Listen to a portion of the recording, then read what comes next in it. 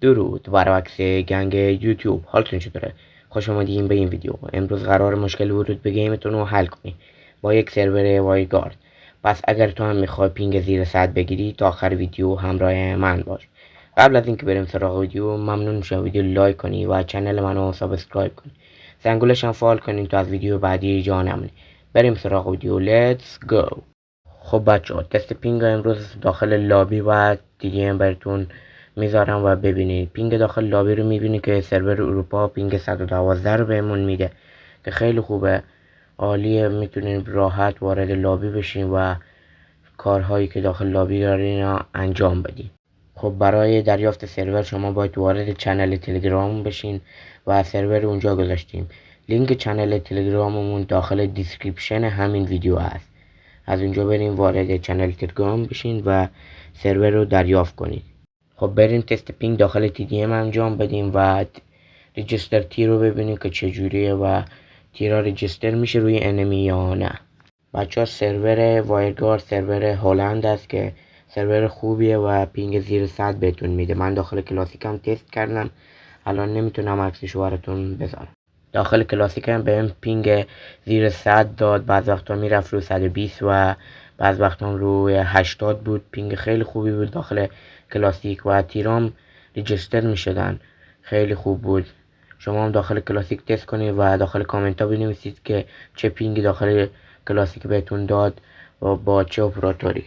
بچه ها نگفته نمادید که الان مثلا به من پینگ 64 میده، اینجوری نیست که به شما هم پینگ 64 بده، یا پایینتر یا بالاتر، چون بستگی داره به مکان شما، اپراتور شما و اینترنتی که استفاده میکنید.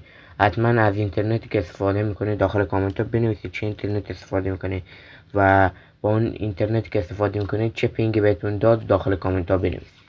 خب ببینیم که تیرا چجوری رجیستر میشه روی انمی یا نه.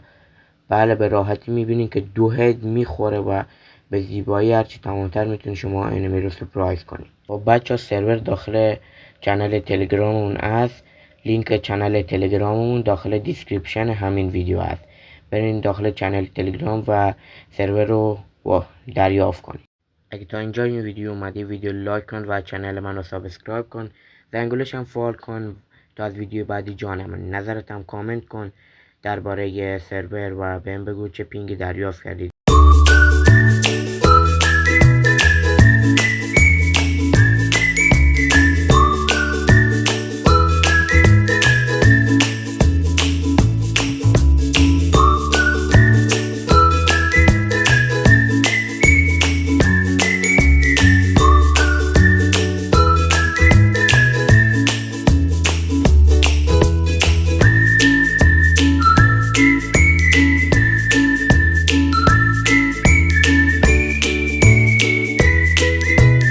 بله، رجیستر تیرش هم خوب بود، بد نبود.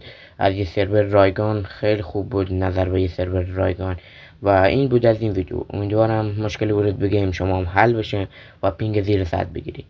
ممنون میشم ویدیو لایک کنی و چنل منو سابسکرایب کنی، زنگولش هم فعال کنی تا از ویدیو بعدی جا نمونی. خدا نگهدار.